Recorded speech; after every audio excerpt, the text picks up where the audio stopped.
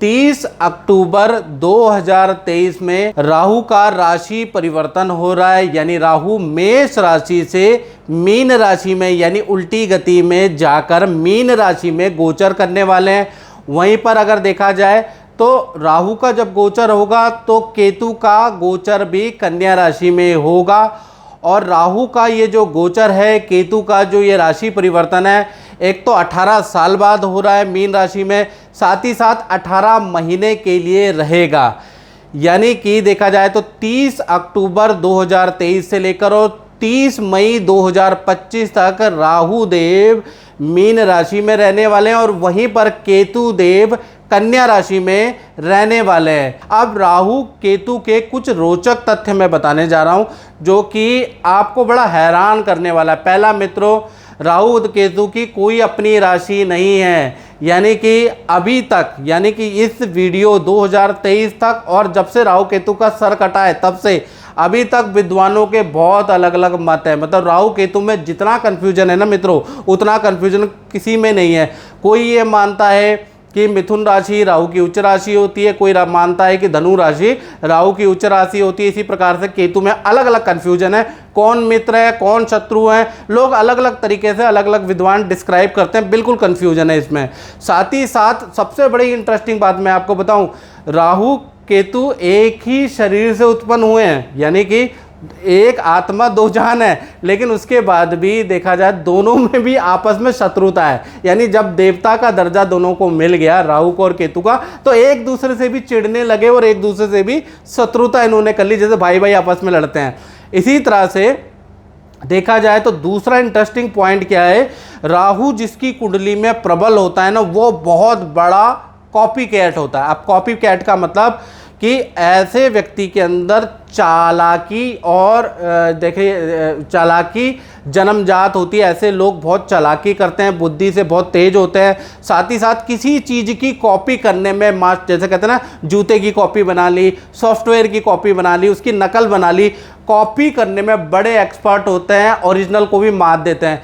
जिनका राहु अच्छा होता है, याद रखिएगा स्टूडेंट, जिनका भी राहु अच्छा होता है तो कहीं ना कहीं केंद्र त्रिकोण में बैठा है, शनि की राशि, बुध की राशि, शुक्र की राशि में बैठा है, तो मान के चलिए ऐसे लोग कॉपी कैट बड़ी जल्दी कर लेते हैं। किसी की लाइफस्टाइल को फॉलो करना, कोई टेक्नोलॉजी की कॉपी करना बहुत अच्छा कर लेते हैं और सक्सेसफुल हो जाते हैं।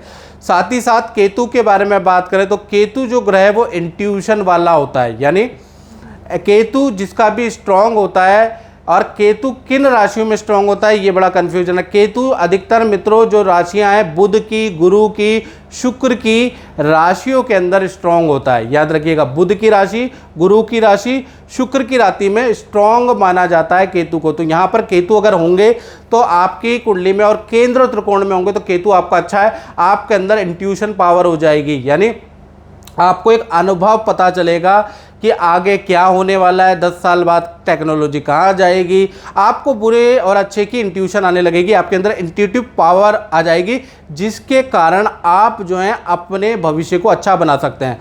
तो राहु और केतु दोनों अगर अच्छे हो जाते हैं तो कहीं ना कहीं एक में चालाकी बहुत अच्छी मिलती है और एक में इंट्यूटिव पावर ज़्यादा मिलती है। साथ ही साथ एक और इंटरेस्टिंग पॉइंट बताता हूँ, राहु केतु हमेशा वक्री होते हैं, यानी कि हमेशा उल्टे ही चलते हैं, लेकिन इनकी दृष्टि सीधी होती है। याद रखिएगा, इनकी जो दृष्टि होती है कुछ विद्वानों के अनुसार 5वीं, 7वीं और 9वीं दृष्टि होती है, याद रखिएगा। और विज्ञानों को मतलब विद्वानों के अलग अलग मत भी हैं राहु को लेकर, कोई 5वीं, 9वीं और 7वीं दृष्टि मानता है, कोई कहता है कि इनकी जब कोई राशि ही नहीं है तो इनकी दृष्टि का कोई महत्व नहीं है, लेकिन मैंने खुद अनुभव में देखा कि इनकी दृष्टि का महत्व होता है। साथ ही साथ देखा जाए तो राहु जब भी राशि परिवर्तन करता है, जैसे कि 30 अक्टूबर 2023 में राहु देव राशि परिवर्तन कर रहे हैं, तो 9 महीने यानी शुरू के जो 9 महीने आपको अच्छा या बुरा दोनों इफेक्ट ज़्यादा मिलेगा, यानी ज़बरदस्त मिलेगा। अगर अच्छे होंगे तो अच्छा इफेक्ट मिलेगा और बुरे होंगे तो बुरा इफेक्ट आपको तुरंत मिलेगा, 9 महीने तक मिलेगा। फिर अंतिम के जो 9 महीने वो कहीं ना कहीं नॉर्मल होते हैं, यानी कि 9 महीने ज़्यादा इसका अच्छा या बुरा इफेक्ट मिलता है। चलिए अब बात करते हैं कर्क राशि पे। तो कर्क राशि पे देखा जाए तो राहु का गोचर जो होने वाला है, देखा जाए तो ये कर्क राशि की कुंडली है। आपकी कुंडली से, आपकी राशि से राहु का गोचर देखा जाए तो 9वें भाव में बैठा है, यानी 9वें भाव में राहु बैठे हैं। तो यहाँ पर काफ़ी विद्वानों का मत है कि भाग्य स्थान में राहु जब भी बैठता है तो खराब ही रिजल्ट देता है। ये बहुत से ज्योतिषाचार्यों का मत है, मेरा ये मत है और मेरा अपना पर्सनल अनुभव भी है 27 से 30 साल के करियर का, कि यहाँ पर जो राहु है कुछ जगह पे अच्छा रिजल्ट देगा और कुछ जगह पे बहुत बुरा रिजल्ट देगा, यानी कि मिश्रित फल देगा। और ये कब तक मिलेगा? 30 अक्टूबर से लेकर 30 अक्टूबर 2023 से लेकर और 30 मई 2025 तक, यानी पूरा 18 महीने आपको करियर में बहुत अच्छा रिजल्ट मिलेगा। लेकिन हेल्थ में और विद्या अगर आप कर रहे हैं तो यहाँ पर बैड रिजल्ट आपको मिलेगा। चलिए कैसे, इसके बारे में चर्चा करते हैं। देखिए, राहु जब भी 9वें में होता है तो कहीं ना कहीं जो नौकरी कर रहे हैं उनको पद प्रमोशन के योग मिलेंगे, यानी कि नई नौकरी का आपको ऑफर मिलेगा और उच्च पद पदवी का आपको लाभ मिलेगा, यानी कि किसी की पद या किसी का प्रमोशन छीन कर आपको दे दिया जाएगा। यानी कि जो राहु होता है ना, वो छीन के देने वाला ग्रह होता है, यानी आपके कलीग का प्रमोशन होने वाला होगा, आपका हो जाएगा, या फिर आपके कलीग नौकरी छोड़ के चले जाएगा, उसका काम आपको मिल जाएगा। ऐसा योग नज़र आ रहा है, जिस कारण से आपको पद धन लाभ के योग नज़र आ रहे हैं। साथ ही साथ ये जो 9वां राहु है या ये जो गोचर है, ये विद्यार्थियों के लिए अच्छा नहीं है। विद्यार्थियों का मन भटकाएगा, मन गलत चीज़ों में लिप्त होगा और ड्रिंक या इस तरह की चीज़ों में आपका मन बहुत ज़्यादा भटक जाएगा, गलत काम करने का आपका मन करेगा। तो मैं विद्यार्थियों को कहूँगा कि मन को भटकाने की आपको बिल्कुल आवश्यकता नहीं है, क्योंकि लास्ट में मैं आपको उपाय भी दूंगा।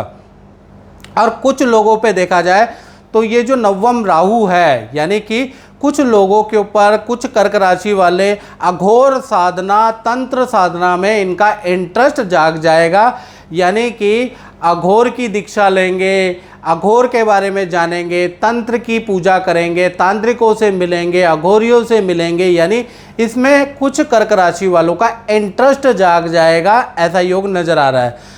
साथ ही साथ जो भी कर्क राशि वाले विद्या कर रहे हैं, चाहे उच्च शिक्षा कर रहे हैं, यानी कि डॉक्टरी कर रहे हैं, पीएचडी कर रहे हैं, एमडी कर रहे हैं, या कोई भी उच्च शिक्षा कर रहे हैं, उसमें थोड़ा बाधा होने के कारण आप छोड़ भी सकते हैं। यहाँ पर कहीं ना कहीं आपकी शिक्षा 18 महीने के लिए एटलीस्ट, या 18 महीने में 6, 8, 10 महीने के लिए ब्रेक होती हुई नज़र आ रही है।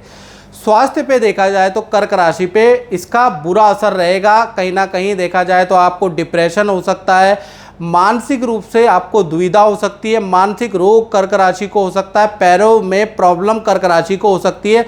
खासकर देखा जाए तो 9 महीने आपको बैड रिजल्ट हेल्थ में मिलने वाला है, विद्या में मिलेगा। यानी कि देखा जाए तो 30 अक्टूबर से ये राहु गोचर करेगा और जुलाई 2024 तक आपकी विद्या के लिए, उच्च विद्या के लिए और हेल्थ के लिए बड़ा परेशानी वाला रहेगा। यानी मानसिक प्रॉब्लम, डिप्रेशन, आर्थराइटिस की दिक्कत आपको रहने वाली है, या कुछ लोगों को पैर से संबंधित या पैर की नसों की समस्या, गुम चोट की समस्या रहेगी, पैर में पेन की समस्या रहने वाली है, क्योंकि राहु यही प्रवेश कर रहा है। तो इसका उपाय मैं बता देता हूँ कि ये जो खासकर इसका जो रिजल्ट है वो 30 अक्टूबर से लेकर और जुलाई 2024 तक ज़्यादा नेगेटिव है। हालांकि करियर के लिए अच्छा है, लेकिन हेल्थ के लिए और शिक्षा के लिए ख़राब है, और 9 महीने इस पर ज़बरदस्त इफेक्ट रहता है, याद रखिएगा, शुरुआत के 9 महीने। तो ऐसे में आपको उपाय क्या करना है? विष्णु भगवान की पूजा आप कर सकते हैं। ओम नमो भगवते वासुदेवाय नमः, ये मंत्र का जाप आप डेली अपनी डेली मर्रा के जीवन में हल्दी की माला से अगर आप करेंगे तो आपका कहीं ना कहीं राहु के जो कष्ट हैं थोड़ा कम हो जाएंगे। जैसे कहते हैं ना, बहुत ज़्यादा धूप है तो उसमें आप क्या करते हैं, छतरी ले लेते हैं, जिससे गर्मी कम रहती है। तो इसी तरह से ये जो मंत्र है हल्दी की माला से आप करेंगे तो छतरी का काम करेगा। बाकी बिल्कुल सटीक उपाय चाहिए, वो कर रहे भी होते हैं, कुछ रत्न धारण भी करने होते हैं, कुछ करने होते हैं। उसके लिए आपको 7210124289, ये जो मेरा व्हाट्सएप नंबर आ रहा है, इस पर कॉल नहीं, व्हाट्सएप करके अपना नाम, date of birth, time of birth, place of birth आप भेज के अपनी कुंडली का एनालिसिस करके और अपने पर्सनलाइज आप उपाय ले सकते हैं। उससे आपको ज़्यादा बेनिफिट मिलेगा। ये जो मैंने बताया ये तो कॉमन है। तो मित्रों, इस कार्यक्रम में बस इतना ही। मुझे दीजिए इजाज़त। जय माता दी।